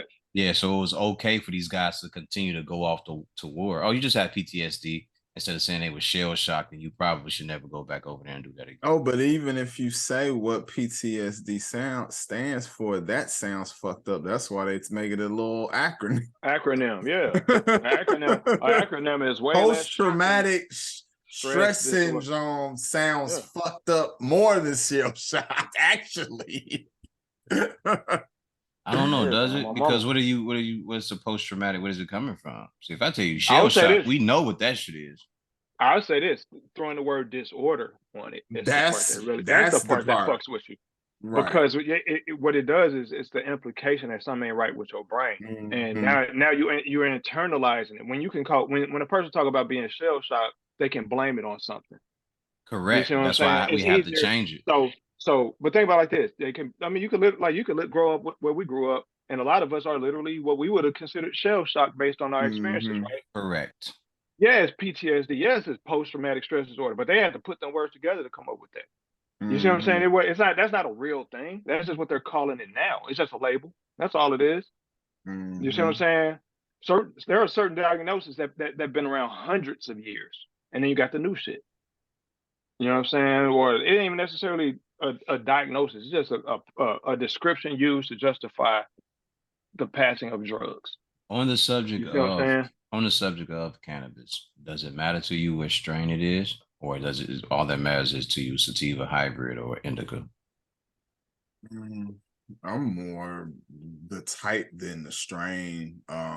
Because I don't know. I feel like that's gonna give me more of an indication on what I'm gonna feel like versus the individual strain. I feel like I haven't ran into anything that made me be like, oh, I feel a different aspect of this particular feeling with this particular strain. Is like, is it indica, is it sativa? Like, I do notice the difference when it comes to that, because it's Right. definitely a difference. Like, if you more have a head high than a body high.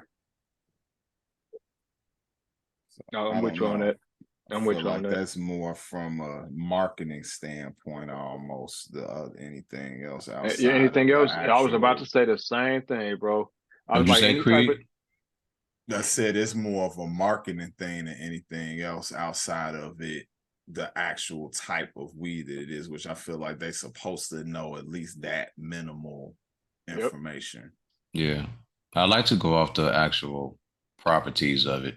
Mm-hmm. I know if I'm gonna do an indica, it has to be at night because I know I'm going to bed. I won't. I've tried that during the day. You have to have some. You have to be pretty.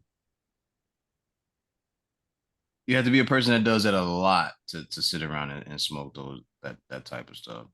It's very powerful, and for a guy to me that likes to think and be aware of everything that's going on, be on his p's and q's. I kind of lean stay away from that, but Hmm.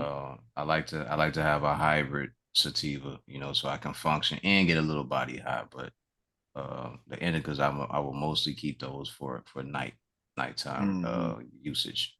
But yeah, all the names are cool. Only ones I've seen that have a certain effect, and they kind of stick to by the name. It's far and few in between. Like all of them do the same. All of them do the same shit. Similar, Just yeah. yeah. It's, and truth be told, I'll say this: like, if a But when it motherfucker ain't just burns, regularly, yeah, when it burns, like Blue Dream has a smell that's unique to itself. If you ever smelled it, like if you Mm-hmm. smoked it, left the room and came back, you can smell like the sweetness in the air and all that like Fruit Loops type shit that you can smell when you come back in the room. But those are the rarities of them. Yeah, Mm-hmm. I agree. Yeah, but for the most part, it's all like you just going by a name because someone else, like you said, Six, they GMO'd the shit out of it. They turned it into something that it ain't gonna never be anymore. And now they just named it something different, but all of it is the same. Like, okay, Gorilla Glue might be different. The smell of that is different. And then Mm-hmm. think about it like this: Gorilla Glue might not. Gorilla Glue in Illinois ain't the same as Glue in Colorado. You know what I'm Mm-hmm. saying? And then on top of that, there's like eight And who would versions of know? it. And who would know? And who would know? Who Nobody. would know? You know what I'm saying? Like if I Nobody. smoke, if I'm smoking where my local is, you know what I'm saying? I'm smoking wherever I'm at that moment. So if I never make it to Colorado to see what they Gorilla Glue hit like, or if I do make it there and I smoke it and I'm like, oh, this don't hit like the Gorilla Glue I know. In my mind, the shit I know is the authentic. I'm smoking it and I'm not getting the same high, or the high effect is so completely different because they named a fucking sativa Gorilla Glue instead of an indica. It's Mm-hmm. all, you see what I'm saying? It's like it's all fucking just Marketing. speculatory. Yeah, marketing. It's just keep Mm-hmm. you interested. And most of us are brand whores. Anything that got a certain name on it, we're gonna try it. Yeah. That's why Ciroc is so popular. You know what I'm Mm-hmm. saying? Ciroc is probably not even it's not even a mid tier vodka. Hmm. You know I what I'm don't saying? But even buy that one. I like Tito. Give me hey, some and Tito's. that's another brand. You see what I'm saying? Or what's that other one? Stoli. George George Clooney's Oh, tequila. Casamigos. Yeah, Casamigos. You know what I'm saying? Because Damn. what before that it was fucking Don Julio. Before that it was Right. Patron. You know what I'm saying? Mm-hmm. So like we don't most you ask niggas who've been drinking tequila for the last few cycles, which one tastes better? They couldn't even tell you No, they can't. Mm-hmm. A because they all they've tequila been that doing is I following like, trends. a tequila that I like, and I think people should check it out. Maybe you may like it. It's called John Basil. Hmm. I like the Right. Anejo and the Reposado. They're both Yeah. good. Okay. Check out John Basil at a liquor store near you. And if you're in Chicago, check out your local Benny's. John Basil.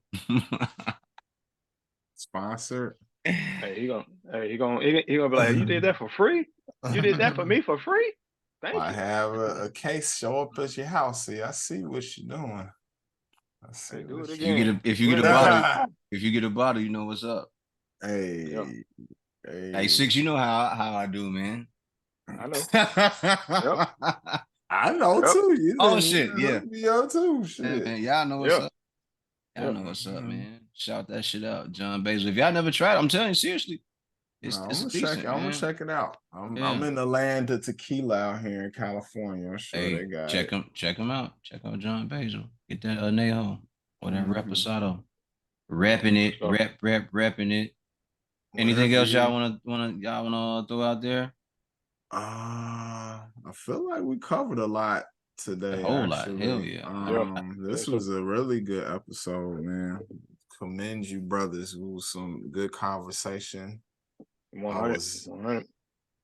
even my tiredness, I couldn't even yawn but 2 or 3 times. So I think that's Yeah. When very we good roll the for tape me. back, we will see that you yawn more Yeah. than 2 or 3 times, sir. Well, I feel like I was super engaged because I was very, very like into everything everybody was saying, even more so. I will So I say you mean, didn't give us a big ass dope fiend nod like normal. but you froze up on my end. I didn't hear what you said. What did you say? I said you didn't give us a big dope fiend nod like you normally do. Oh, Creed be over there like,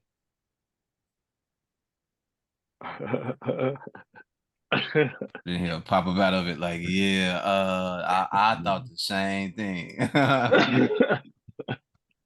Hey, that shit is true though. Yeah, you do. On one of it's the actually clips I put in there, I was like, watching he about to do a dope fiend nod.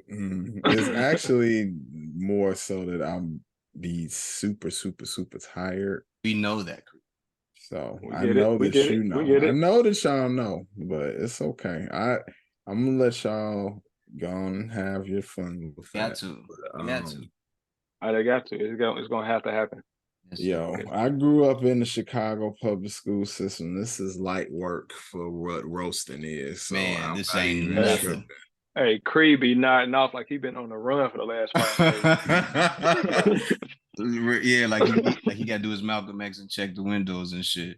For real. And then he gonna go catch a couple winks. Right, right. I'm gonna sleep by the door.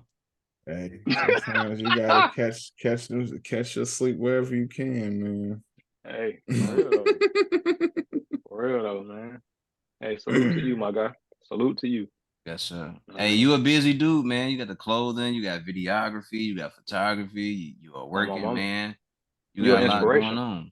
You got a You're an lot going inspiration, on. my G. Hey, Man, let me say y'all this. I tell inspired him me. I tell him myself when he was here, he was at when he had came over my place about toward the latter end of that night. I nodded off on him. Like, man, I'm out. It wasn't like I was trying to. I just did. Right. He's like, once you sit on this comfortable ass couch. Like, Oh, absolutely. I know I fell asleep too. Shit. oh, you did? I didn't even know, man. I nodded We off. We was both we watching. both was asleep. Okay, You know, because I we know had the tacos. It was a wrap.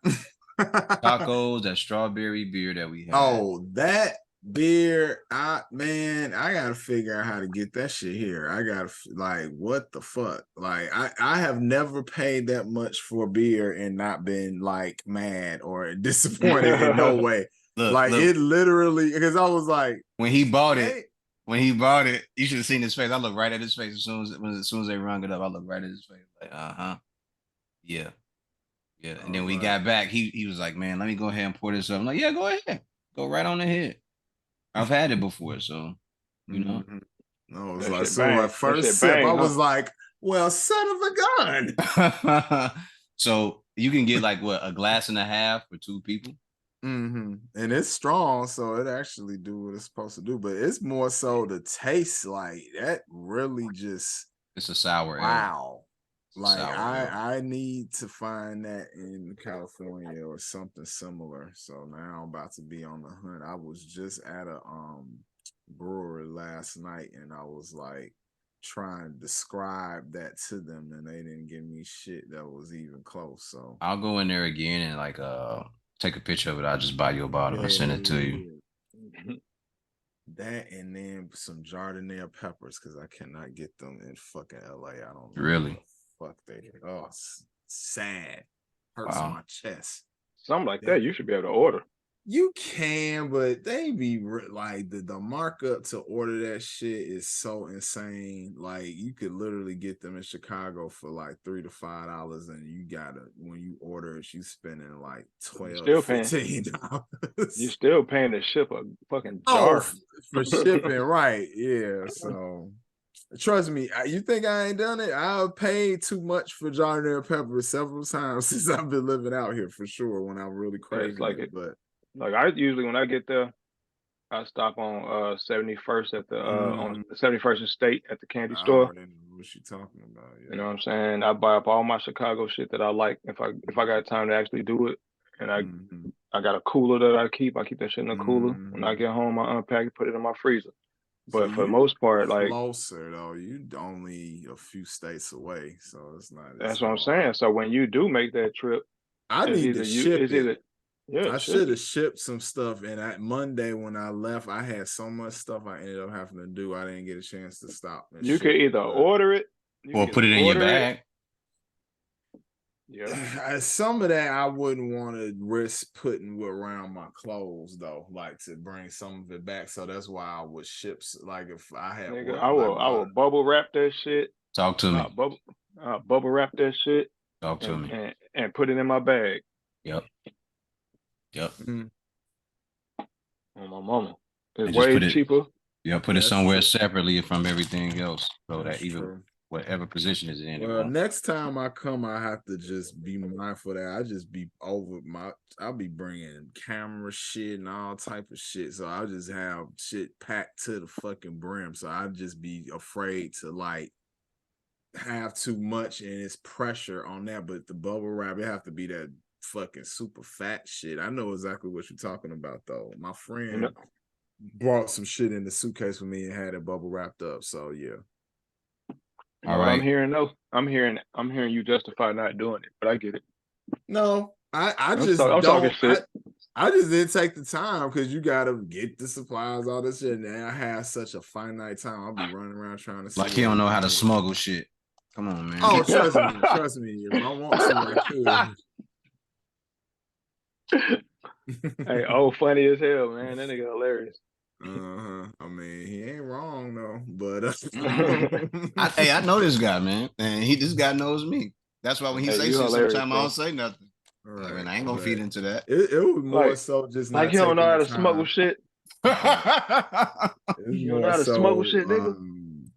not You do what taking you the gotta time do, to get nigga. the Tuck that shit under your supplies. nuts. Oh my god, that's just some jot in there pepper jars in my nuts. Yeah, that's gonna work. Walking through the airport, them motherfuckers smacking back. Everybody looking at his pants like, What the Damn. fuck? okay, Okay. steel nuts. Still nuts. And with that said, we are on Yeah. our way up out of here. Ladies and gentlemen, thank you for tuning in to another episode of Full Profits Podcast. We appreciate you listening. Like, subscribe, share the podcast. Do all that great shit to keep us in the algorithm and keep us going. And with that said, remember the mission statement when you're striving for greatness. God never puts you in the driver's seat if it's taken. You get you. We done.